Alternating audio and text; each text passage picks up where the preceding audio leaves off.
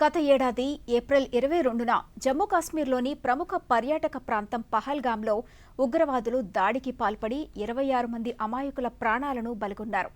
ఈ ఘటనకు ప్రతీకారంగా పాకిస్తాన్లోని ఉగ్రవాదులు ఉగ్ర స్థావరాలను ధ్వంసం చేయడమే లక్ష్యంగా భారత సైన్యం, వైమానిక, నావికా దళాలు 2025 మే 7వ తేదీన ఆపరేషన్ సింధూర్ పేరుతో దాడులను చేపట్టాయి. ఆపరేషన్ సింధూర్కు ఏడాది పూర్తయిన నేపథ్యంలో ఆ విశేషాలను ఇప్పుడు చూద్దాం. చుట్టూ పచ్చని పొడవాటి వృక్షాలు, అందమైన లోయలతో జమ్మూ కాశ్మీర్లోని పహల్గాం ప్రాంతం పర్యాటకులను మంత్రముగ్ధులను చేస్తోంది. దేశంలోని పలు ప్రముఖ పర్యాటక ప్రాంతాల్లో పహల్గాం కూడా ఒకటి. అనేక రాష్ట్రాల నుంచి ప్రజలు ఇక్కడకు ఏటా విచ్చేస్తారు.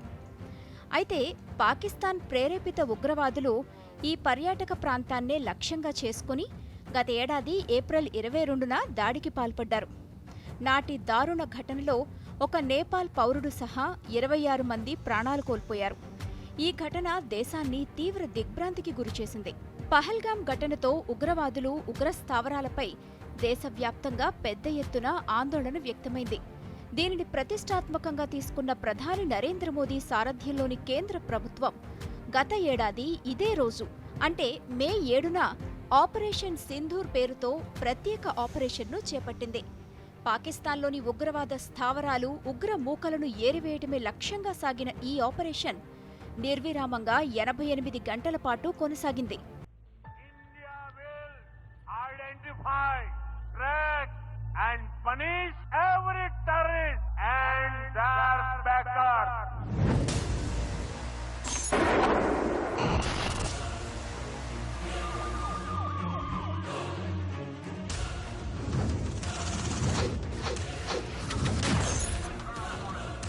ఉగ్రవాద మౌలిక సదుపాయాలను నిర్మూలించే లక్ష్యంతో భారతదేశం చేపట్టిన బహుముఖ సైనిక చర్య ఆపరేషన్ సింధూర్లో భారత సైన్యంతో పాటు నావికా దళం, వైమానిక దళం కూడా కీలక పాత్రను పోషించాయి.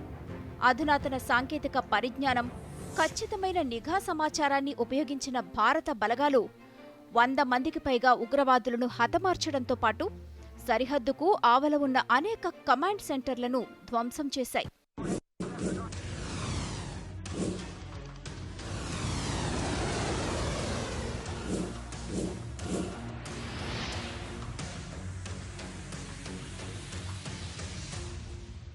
ఎనభై 88 గంటల పాటు నిర్విరామంగా సాగిన ఈ ఆపరేషన్లో పాకిస్తాన్ సహా పాక్ ఆక్రమిత కాశ్మీర్లోని ఉగ్రవాద మౌలిక సదుపాయాల లక్ష్యాలపై ఖచ్చితమైన దాడులు చేశాయి.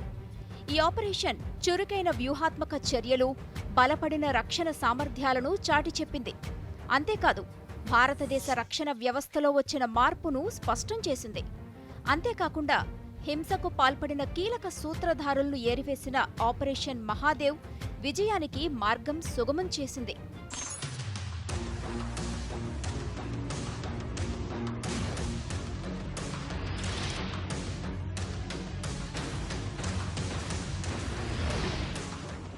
ఆపరేషన్ సింధూర్ భూ, వాయు, సముద్ర మార్గాల్లో భారతదేశపు అధునాతన సైనిక సామర్థ్యాన్ని, సంయుక్త దళాల సమన్వయాన్ని చాటి చెప్పింది.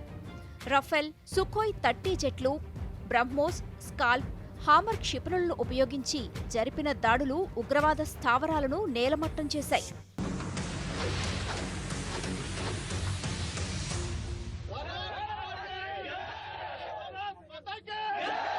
ఉగ్రవాదంపై పోరులో భాగంగా చేపట్టిన ఆపరేషన్ సింధూర్ అనంతరం కేంద్ర ప్రభుత్వం మౌనంగా ఉండిపోలేదు. ఉగ్రవాదులకు ఆశ్రయం కల్పిస్తున్న పాకిస్తాన్ వైఖరిని భారత ప్రభుత్వం ప్రపంచానికి చాటి చెప్పే కీలక ప్రయత్నం చేసింది. దీనిలో భాగంగా మన దేశం నుంచి కేంద్ర మంత్రులు, ఎంపీలతో కూడిన పలు బృందాలను ప్రపంచ దేశాలకు పంపించి పాకిస్తాన్ పెంచి పోషించిన ఉగ్రవాదాన్ని, అక్కడి ఉగ్ర స్థావరాల వల్ల కలుగుతున్న ముప్పును సమగ్రంగా వివరించింది. ఉగ్రవాదం పట్ల భారత వైఖరిని స్పష్టం చేసింది.